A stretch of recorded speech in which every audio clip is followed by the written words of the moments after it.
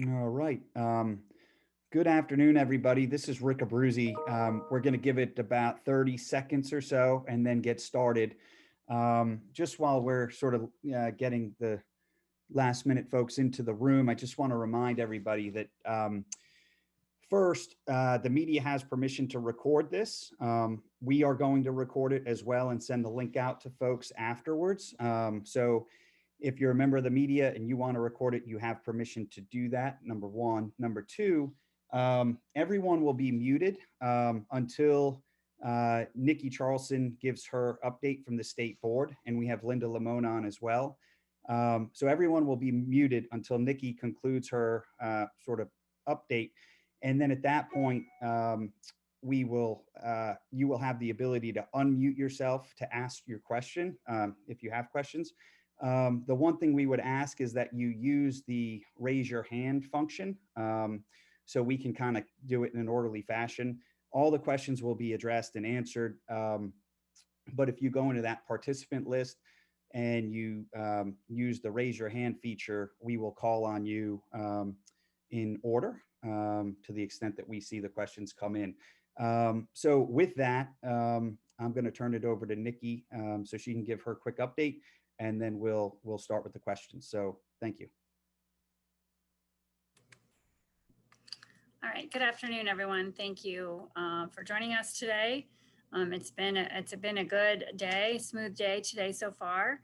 As of 3:30, the number of voters that have voted today is 311,355. So that's 311,355 voters as of 3:30. So I'll provide another update, excuse me, later. So we're seeing voters moving through the process smoothly. I'm handling just the usual kind of calls that we get on election day. Just a couple of reminders that we are offering same-day registration for voters today through 8 p.m.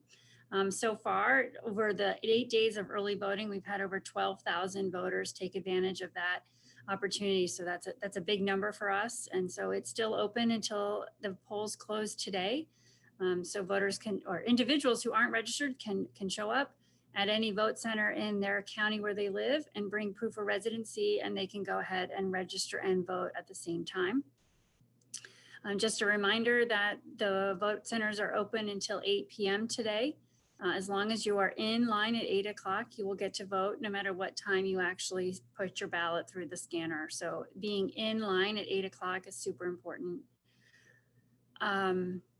So we had a busy morning. It's leveled off a little bit. There are still steady voters coming through, but expect a typical evening rush to happen, which might mean that there are some lines. And so ask voters to be patient.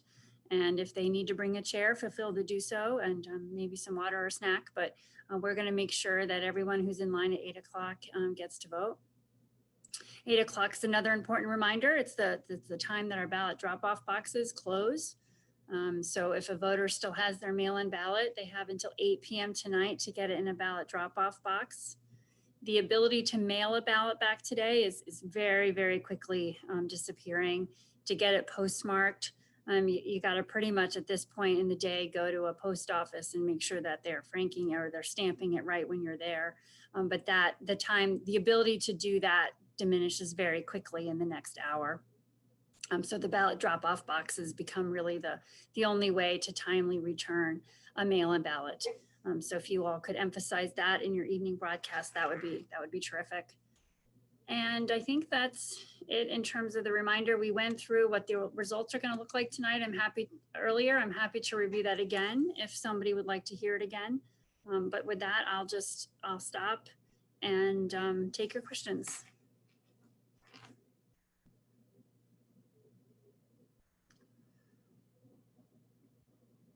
As of right now, we have no one with their hand up. Quite a few people on the line. Oh, there's a hand up. Go ahead. Yeah, hi, this is Gabe Cohen from WUSA. I'm just wondering, since the issue at Northwestern High School this morning, have there been any other technical problems, line issues, anything that the state has dealt with or local jurisdictions dealt with that we should? So we are starting to see, so the lines this morning have cleared and they've been sort of steady throughout the day. We do expect there to be lines when the evening rush hits. So we should start to see that in the next hour. So we can't really predict where they're going to be. Of course, we've never had a voting center model on election day before. Typically voters have to go to their neighborhood polling places. So a little, we'll be waiting to see how that looks. But we do expect there to be some lines this evening, as we expect on a general election evening rush. Do you know which areas have seen the longest line so far? We're seeing some lines in Baltimore City. We've seen some lines in Prince George's and Montgomery in the morning that have been clearing. So it's just really going to depend on where voters decide to show up this evening.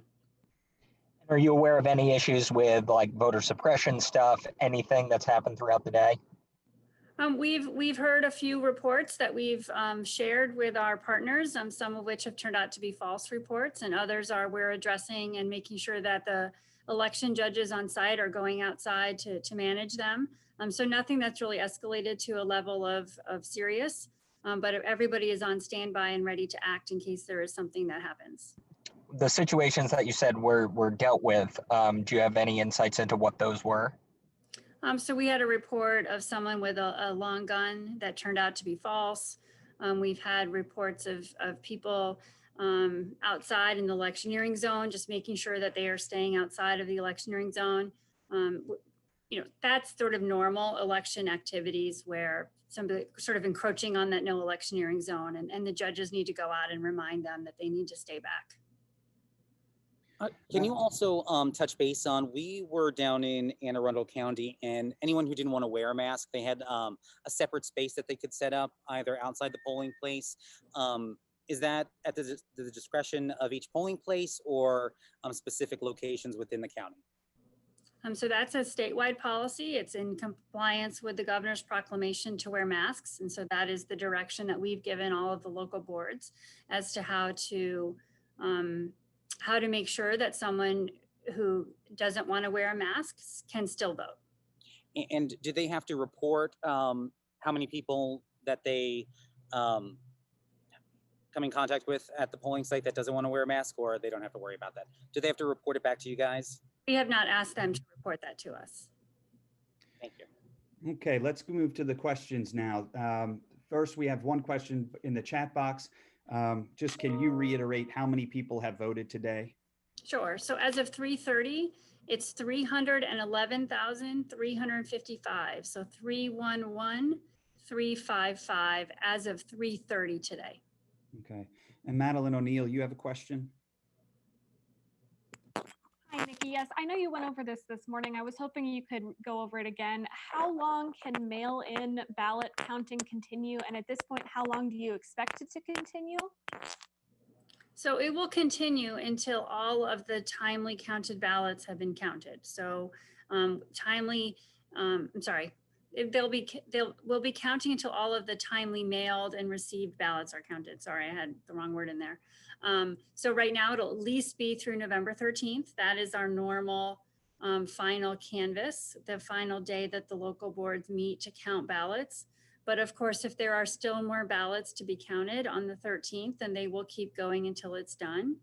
I think many of the smaller size counties will probably be done by then, but expect that the larger counties will need to continue for somewhat time to finish counting.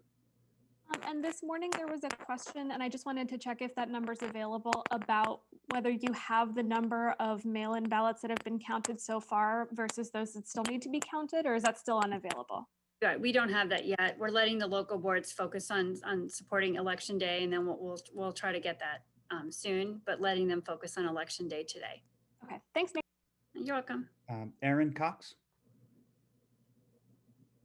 Hey, Nikki, thanks for doing these. Could you put in context 300,000 voters as of 3:30 on election day? Is that significantly lower than 2016 or typical election days? Is it right on track? Are we seeing fewer people because so many people voted early? If you could do anything to kind of put that number in context, I'd really appreciate it. Well, slow, but we've never had an election where 1.6 million people have asked for a mail-in ballot. So it's really, comparisons to prior elections with this one are just really difficult because it's turned into such a different dynamic. So it's lower, but again, we didn't remove, let's say. So over half of our voters have already voted, and that's not usually the case. Usually we're looking at 60% of our voters voting on election day. So if you compare it, it's going to look very low, but it's not an apples to apples comparison. Brian Whitty. Hello, have there been any cybersecurity issues at all or anything there? How are things holding up there? So we've been in pretty much constant communication with our federal and state partners. There have been some calls this afternoon and some sharing of information and activity that they've seen, but their report on the 3:30 call today was that it's been a pretty quiet, well-run election so far. They're not seeing anything that is raising red flags, and we're obviously going to stay in close touch with them, not just through today, but through the entire canvas process. Thanks. Sheila Cast. Just unmute there, Sheila. I'll do it for you. There you go. Nikki, thank you for doing these updates. Will you have a number later tonight of the number of absentee ballots that were sent out that have not been returned? And I realize that some could still come in the mail, but would you have a number by the end of today of what the outstanding is? So the number we have is the one that's on our website. So we have a report that we post daily that shows the number of ballots sent and the number of ballots received, and we update that every day. So there would be an update tonight into tomorrow morning. Right now, it's about 78% of the ballots we've sent have been received. And that received includes both those that come in by mail and those that are delivered at a polling place? So the received includes those that have been returned by mail and those that have been returned at a ballot drop box. Right, but people can also take them into the poll, can they not? But that won't be included in tonight's count. All of those will have to be processed and received into the system before they show up on that report. Okay, thank you. Mm-hmm. Nikki, related to that, Senator Kagan has a question about the number of provisional ballots that have been cast so far. Do we have that? We don't have that. That is a number that comes as the local boards start unpacking their supplies and start processing them. So that is a number that we won't have for several days. How many provisionals? We can generally make some estimates, but really the best source of the data on the counts for provisionals are the local boards unpacking and sorting and processing those applications. Rick or Nikki, can I follow up briefly? Sure. Thank you. So Nikki, one of the things that I heard during early voting was that a large percentage of the provisional people were folks who had ordered an internet delivered ballot and then had no idea sort of how to manage it and found it more complicated. So they came in that way. Do you have that data or have you heard those anecdotes yet? I haven't heard those anecdotes and I don't have that data yet. Okay, thank you very much. Another question in the chat. Have there been any reports of Maryland voters receiving robocalls discouraging them from voting? Are any polling sites likely to extend hours, such as Northwestern? Okay, so on the robocalls that we have received a couple reports of robocalls. One led to the Attorney General's office, I think at the end of last week, issuing a statement about don't give out your social security number. Election officials will never ask for a full social security, and rarely, only on very odd kind of occasions where we're trying to distinguish between two different records that look very similar, would we ask for just the last four. And so that report prompted the Attorney General to issue the statement that's available on the website. We, like many other states, have received a handful of reports on the robocall that says this is a test, stay home, stay safe, or stay safe, stay home, something like that. We have received a few reports of those and are coordinating with our various federal state partners to report that. There was an article in the Washington Post about that today, and we do have voters who have received those calls as well. The second part of the question was extended hours, right, Rick? That's right. Okay. At this point, we don't see anything that would trigger extended hours. That while Northwest was open a little bit late this morning, they cleared their lines and are been moving just fine the rest of the day. So at this point, we don't see anything that would cause extended voting hours. Christina Dasick? Yeah, just in the issues that you mentioned, you know, for example, the report of the long gun that turned out to be unsubstantiated. Have there been any situations where any arrests needed to be made or where anything did escalate? I haven't heard of anything that's resulted in any arrest or anything like that today.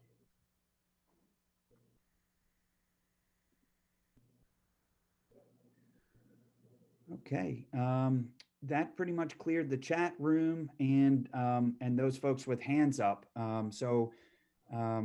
Are there any other questions before we conclude? We are going to do this again at 6:30.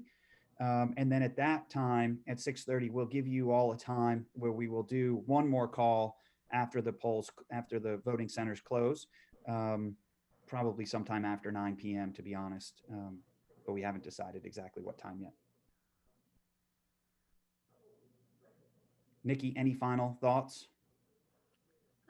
You know, just if you could emphasize the importance of 8 o'clock, right? 8 o'clock to return a mail-in ballot. That's when the that's when the ballot drop-off boxes close. And then of course, needing to be in line at 8 o'clock, where, you know, be patient and be grateful to the poll workers and thank them for their service, and appreciate all your help in getting this information out and holding your questions to these press conferences. But if something comes up, you know, certainly reach out to our team or to me, and we'll get you something in between. But if it can wait till 6:30, that would be great. And the line, Nikki, refers to the drop box as well, right? If you're in line to drop your ballot. Yeah, thank you. Okay. Yes. So, right. So what Rick's is saying is we've talked about that if you're in line at 8 o'clock, you will get to vote. That also applies if you're in line to drop off your ballot at a box.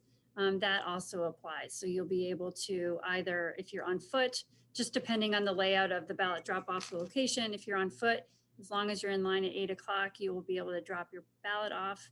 If you're in a car, you'll be able to stay in your car and drop it off as long as you are in line at 8 o'clock. So, okay. And of course, we have one final question since we let it go. How often will updated results be released as remaining mailed ballots are counted? Starting on Thursday, how often would the results be released? So every day that a local board is counting ballots, we'll update those results. So it might not be every county every day, but every day that a local board counts, there will be updates to the results.